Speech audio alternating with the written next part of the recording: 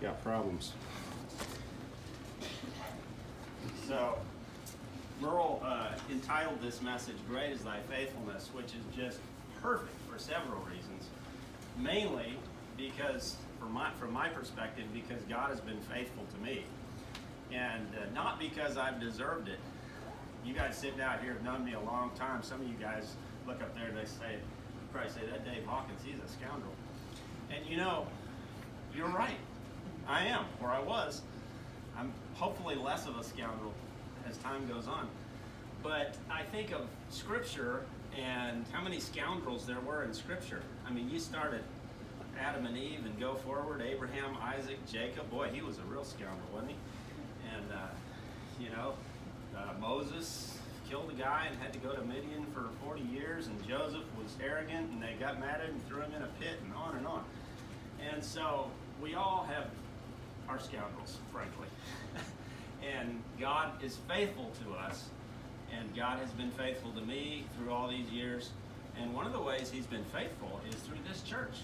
This church has been a remarkable positive influence on my life, and I never would have guessed it. I was probably one of the ones that voted to close it down. In fact, I'm pretty sure I was back then, because I thought, this is not working. Let's go to a big church.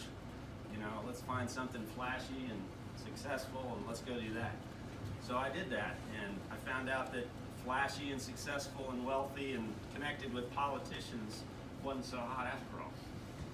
And so I ended up back here, and I'm glad I did. 10 years ago I came, and Merle was just as gracious as you could imagine in my time of hardship, and and everyone else was too. And I particularly remember from way back, Wanda.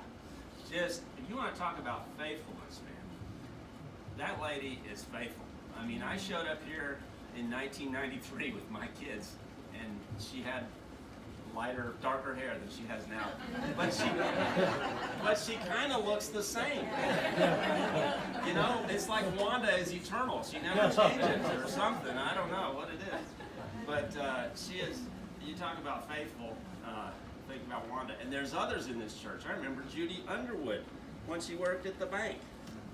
And her husband Fred, who I wish could be here. And he's just failing in his health now, and what a great guy, and their family, and Leslie and Billy and their wonderful little daughter Ashlyn are just here every Sunday. She's the only kid in the whole church, and she just